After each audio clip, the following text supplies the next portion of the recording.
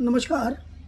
अ, इस वाले वीडियो में जो हम बात करने वाले हैं वो हम बात करेंगे गूगल पे जो रेवेन्यू डिपार्टमेंट के रिलेटेड J&K रेवेन्यू डिपार्टमेंट के रिलेटेड जो 20 सबसे ज़्यादा सर्च किए गए क्वेश्चन हैं, तो उनको हम इस वीडियो में डिस्कस करेंगे कि जो लोग गूगल में सबसे ज़्यादा रेवेन्यू डिपार्टमेंट के बारे में क्या चीज़ ढूंढते हैं।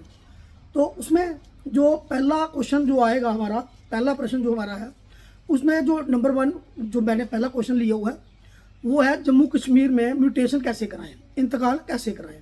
जहाँ कई लोगों ने पूछा हुआ what is the process to transfer land after the death of owner in J&K।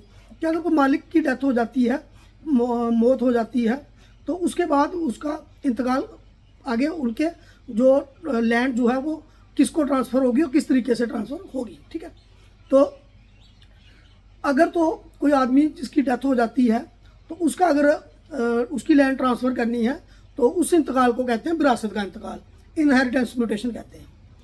जहाँ कई बार कोई बंदा ज़मीन खरीदता है, सेल करता है, दूसरा सेल के थ्रू लेता है, जैसे सेल परचेज होती है, उस केस में क्या होता है, उसका केस में जो इंतकाल होता है उसको हम बोलते हैं सेल डीड की म्यूटेशन। ठीक है, म्यूटेशन ऑफ सेल डीड। कई बार कोई गिफ्ट करता है तो गिफ्ट डीड का इंतकाल हो जाता है। ठीक है, तो ये अलग अलग तरह के इंतकाल होते हैं, वो मैंने वीडियो भी बनाया हुआ है म्यूटेशंस के ऊपर लाइदा से। तो ये जो इसमें हम सिर्फ ये देखेंगे इस वाले वीडियो में कि इंतकाल होता कैसे है।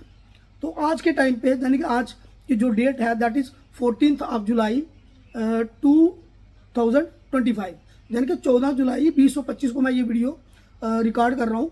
इस समय जो प्रोसीजर है म्यूटेशन का, आज से पहले जो थोड़ी देर पहले मतलब 2 साल पहले जो है ऑफलाइन ही होता था, तो एप्लीकेशन देनी पड़ती थी तहसीलदार साहब को। अब जो है, अब जो इंतकाल अगर आपने कराना है उसको क्या करना पड़ेगा, अप्लाई करना पड़ेगा, ऑनलाइन करना पड़ेगा। ठीक है, तो उसका जो पोर्टल है वो है जनसुगम का पोर्टल, जनसुगम। ठीक है, जनसुगम पोर्टल जो है उसके ऊपर अप्लाई करना होता है। तो उसके लिए आपको डॉक्यूमेंट, अगर किसी के फादर की डेथ हो जाती है तो उसके लिए क्या चाहिए, डेथ सर्टिफिकेट अप्लाई लगाना है, डेथ सर्टिफिकेट लेना है, और एक copy of land record reference के लिए, ताकि कंसर्न पटवारी को पता चल जाए कि इनकी ज़मीन किस खसरे में है, कहाँ पे है।